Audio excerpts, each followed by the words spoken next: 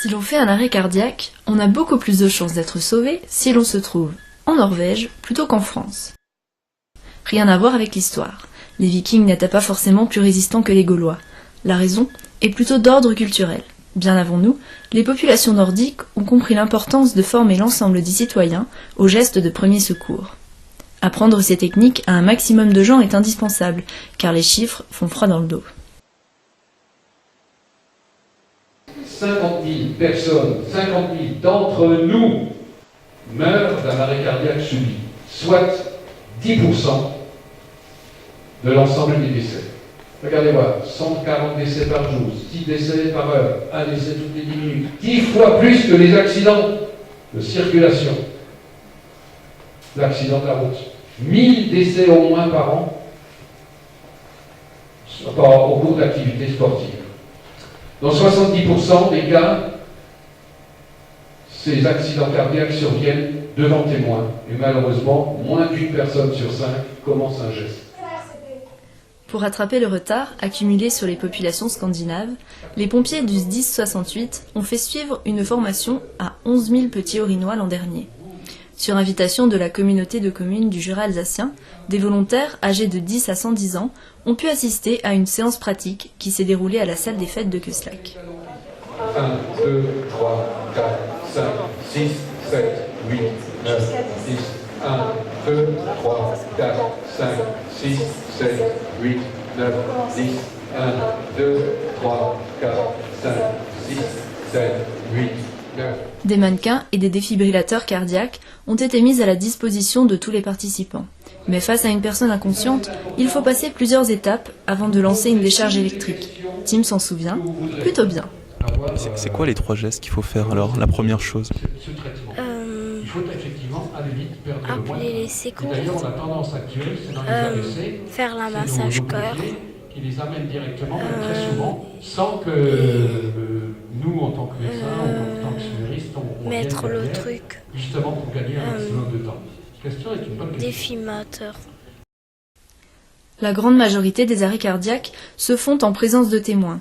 Même s'il n'y a pas forcément un médecin ou un pompier dans le lot, les témoins ne doivent surtout pas hésiter à prodiguer les premiers soins après avoir prévenu les secours.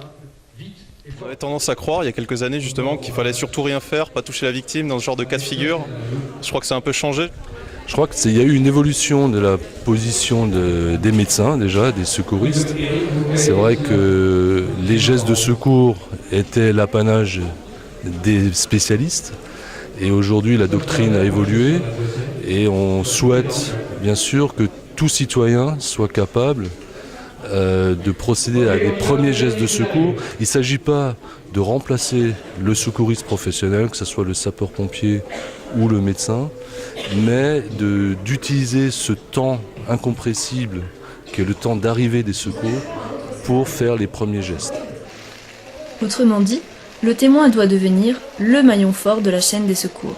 Car si rien n'est fait au cours des premières minutes de l'arrêt cardiaque, la victime, même si elle est sauvée, peut s'en tirer avec de très lourdes séquelles. Alors, dans ce cas de figure, on n'hésite pas, on masse et on masse. 2, 3, 4, 5, 6, 7, 8, 9, 10, 1, 2, 3. La salle de Köslak a été occupée pendant toute une journée par les formateurs de Colmar, accompagnés par des pompiers volontaires des environs. Une opération d'une telle ampleur n'est pas une première dans le département. Le SDIS a depuis assez longtemps instauré ce genre de manifestations et je crois qu'il y a déjà au niveau de Kaisersberg et d'Orbay où ça a été fait, ça a très bien marché là-bas, donc je me suis dit mais pourquoi pas le faire de chez nous dans le Jura alsacien puisque ce genre de problème peut arriver à tout le monde d'entre nous, voilà, donc aujourd'hui je suis assez satisfait de ce qui se passe aujourd'hui.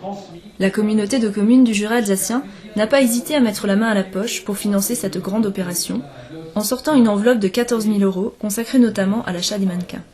Sur l'ensemble de la journée, plus de 370 personnes ont participé à l'une des 4 séances de formation. Un excellent chiffre qui ne doit rien au hasard. Une large communication a été faite dans l'ensemble des boîtes aux lettres des habitants grâce à un petit flyer qui a été conçu en partenariat avec le SDIS. Et on a eu l'heureuse surprise de voir des personnes de tout âge arriver, sachant qu'il y avait quand même un minimum, il fallait au minimum avoir 10 ans pour pouvoir participer. À l'issue de la séance, les participants sont repartis avec un kit comprenant un mannequin et un témoin défibrillateur. Il s'agira maintenant de former leur entourage à ces gestes simples, mais qui peuvent sauver des vies. Et comme tout le monde n'a pas forcément un mannequin pour s'entraîner à la maison, le formateur dévoile une technique ingénieuse, simple et accessible à tous. Donc j'applique le talon de ma main, l'autre main au par-dessus, les doigts je les écarte de façon à ce que ce soit bien le talon qui appuie. Je garde mes bras bien tendus, le thorax au-dessus de la bouteille. Ce mouvement, c'est exactement ce qui correspond au massage cardiaque. Si je le répète sur le mannequin, avec la même pression et la même vitesse, ça me donne le massage. Ce geste absolument essentiel qui va faire circuler le sang.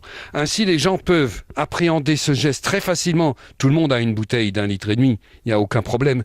Et il va pouvoir voir que ce geste est très simple et venir, à partir de là, se former à ces gestes pour être vraiment totalement en confiance et sûr que c'est un geste qui est indispensable à la vie. Il n'est absolument pas dangereux et ne fera jamais de tort, même sur une personne qui n'en aurait pas besoin. Découvrir le massage cardiaque à l'aide d'une bouteille, suffisait d'y penser.